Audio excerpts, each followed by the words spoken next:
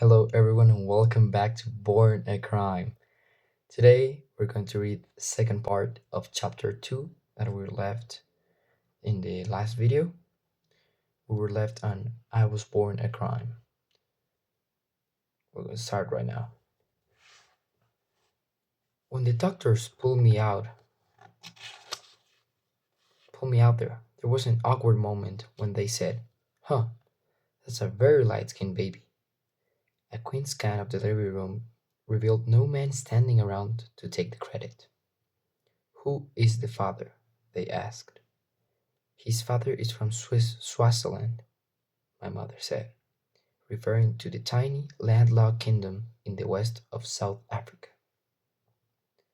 They probably knew she was lying, but they accepted it because they needed an explanation. Under apartheid, the government labeled everyone on your birth certificate. Race, tribe, nationality, everything had to be categorized. My mother lied and said I was born in Kaganawani, the semi-sovereign homeland for Swazi people living in South Africa. So my birth certificate doesn't say that I'm Nyosa, which technically I am, and it doesn't say that I'm Swiss, which the government wouldn't allow. It just says that I'm from another country. My father isn't on my birth certificate. Officially, he's never been my father. And my mother, true to her word, was prepared for him not to be involved. She rented a new flat for herself in Joburg Park, the neighborhood adjacent to Hillbrow, and there's where she took me when she left the hospital. The next week, she went to visit him with no baby. To her surprise, he asked where I was. You said that you didn't want to be involved, she said. And he hadn't, but once I existed, he realized he couldn't have a son living around the corner and not be part of my life. So the three of us formed a kind of family, as much as our peculiar situation would allow. I lived with my mom, would sneak around and visit my dad when we could. Where most children are proof of their parents' love, I was the proof of their criminality. The only time I could be with my father was indoors. If we left the house, we'd have to walk. He'd had to walk across the street from us. My mom and I used to go to Joburg Park all the time. It's the central park of Johannesburg. Beautiful gardens, a zoo, a giant chessboard with human-sized pieces that people will play. My mother tells me that once, when I was a toddler, my dad tried to go with us. We were in the park. He was walking a good bit away from us, and I ran after him, screaming, Daddy, Daddy, Daddy. People started looking. He panicked and ran away. I thought it was a game and kept chasing him.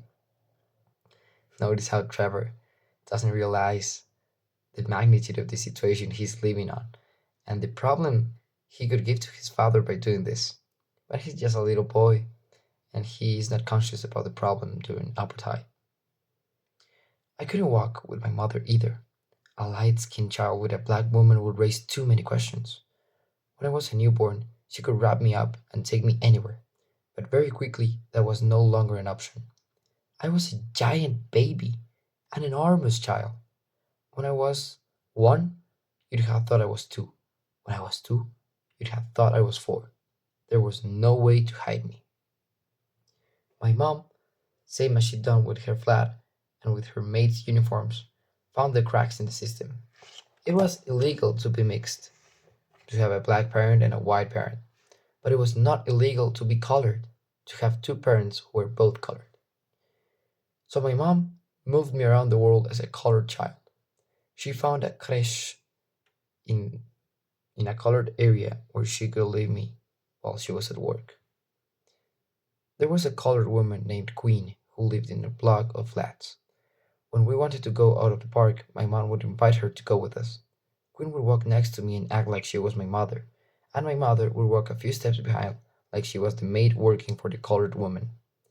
I've got dozens of pictures of me walking with this woman who looks like me, but who isn't my mother, and the black woman standing behind us who looks like she's fought a bomb in the picture. That's my mom. When we didn't have a colored woman to walk with us, my mom would risk walking with me on her own. She would hold my hand or carry me, but if the police showed up, She'll have to drop me and pretend I wasn't hers, like if I was a bag of weed. The situation is terrible during apartheid. People have to just try and say they do have a child, or maybe just pretend that the child they're having on their arms or walking with is not theirs. What is the consequence of having a child here? Going to prison? We don't know. When I was born, my mother hadn't seen her family in 3 years, but she wanted me to know them and wanted them to know me. So the prodigal daughter returned. We lived in town, but I would spend weeks at a time with my grandmother in Soweto, often during the holidays. I have so many memories from the place in the mind, it's like we lived there too. Soweto was designed to be bombed. That's how forward thinking the architects of apartheid were. The township was a city unto itself, with a population of nearly 1 million people. There were only two roads in and out. That was so the military could lock us in, quell any rebellion. And if the monkeys ever went crazy and tried to break out of their cage, the Air Force could fly over and bomb the shit out of everyone. Growing up, I never knew that my grandmother lived in the center of the bullseye. Notice how the author uses this image of monkeys, crazy monkeys on a cage. So he refers as black people to black people as monkeys, first of all, and he refers to black people like if they were in a cage, like monkeys, like crazy monkeys in a cage. You see monkeys in a cage in a zoo, and people who go to the zoo go to see animals, go to see people, go to see creatures that are different from humans because they find them different, entertaining. They just find it something that it's good making fun of. And this image is the way in which white people saw black people back then in South Africa. In the city, as difficult as it is to get around, we managed. Enough people were out and about, black, white, and colored, going to and from work. That's we could get lost in the crowd. But only black people were permitted in Soweto. It was much more harder to hide someone who looked like me, and the government was watching much more closely. In the white areas, you could rarely saw the police, and if you did, it was an officer friendly, in his collared shirt and pressed pants. In Soweto, the police was an occupying army. They didn't wear collared shirts, they wore riot gear. They were militarized. They operated in teams known as flying squads because they would swoop in out of nowhere, riding in armored personnel carriers. Hippos, we call them. Tanks with enormous tires and slotted holes in the side of the vehicle to fire their guns out of. You didn't mess with a hippo. You saw one, you ran. That was a fact of life. The township was in a constant state of insurrection. Someone was always marching or protesting somewhere and had to be suppressed.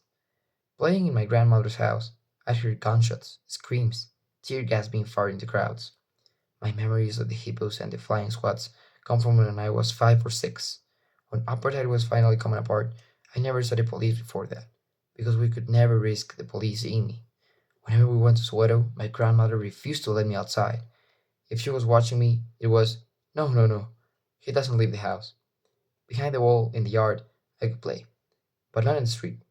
And that's where the rest of the boys and girls were playing, in the street. My cousins, the neighbor kids, they'd open the gate and head out of the run, roam free, and come back at dusk.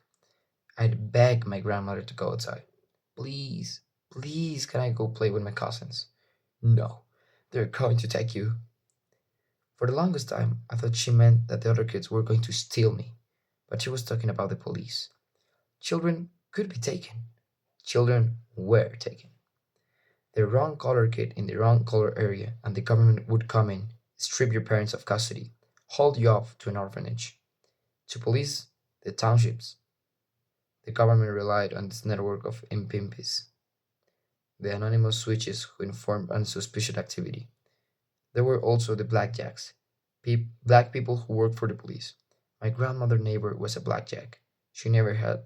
She had to make sure she wasn't watching when she smuggled me in and out of the house. People are ratting on each other. Black people that work for the police rat on their own race members. Maybe being a black person in this period of time, knowing how white people treat black people, it's kind of an ethical argument, an ethical conflict in your head. You manage to get a job as a black person, as a policeman. How difficult it is to rat on your own people, knowing how bad they are treated, and knowing that it's on your hands if you let other people take the children from your own people. Okay?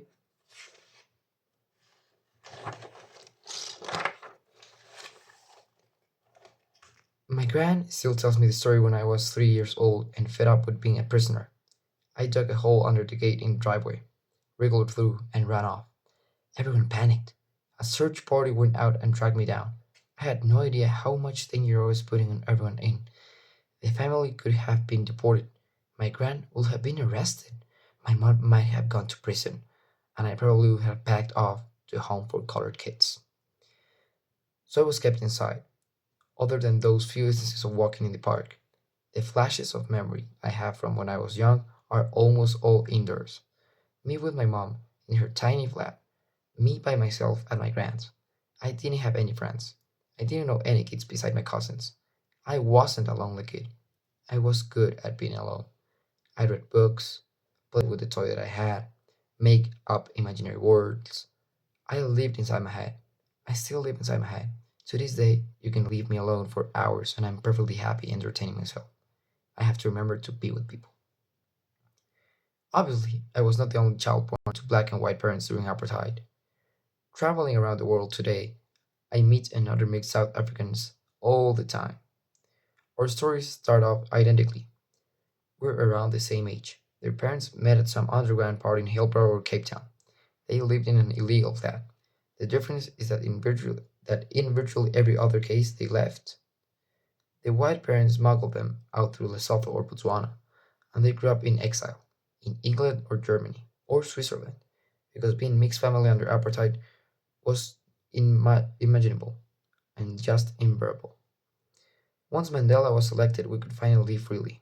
Exile started to return. I met my first one when I was around 17. He told me his story, and I was like, wait, what? You mean we could have left? That was an option? Imagine being thrown out of an airplane. You hit the ground and break all your bones. You go to the hospital and you heal and you move on and finally put the whole thing behind you. And then one day told you that there were parachutes. That's how I felt. I couldn't understand why I stayed. I went straight home and asked my mom, why? Why don't we just leave? Why didn't we just go to Switzerland? Because I'm not a Swiss, she said, as stubborn as ever. This is my country. Why should I leave? This is the end of chapter 2, Born a Crime. And notice the last sentence. Why would I leave? This is my country. Patricia, Trevor's mom, knows the situation she's living in, knows the danger that she's putting her child and herself by living in there, knowing the race of her child. But he doesn't want to leave. She doesn't want to leave because it's her country. At what extent is patriotism as important as the life of your children and yourself? And to what extent patriotism is as important as the lives of people you love? Answer that question. That's your homework. That's the end of chapter 2. And don't forget to follow. Don't forget to give a like and subscribe. And hey, Don't forget to read every day, every week, every month, and every life. Reading is important. Have a nice day. Have a good night. See you next time.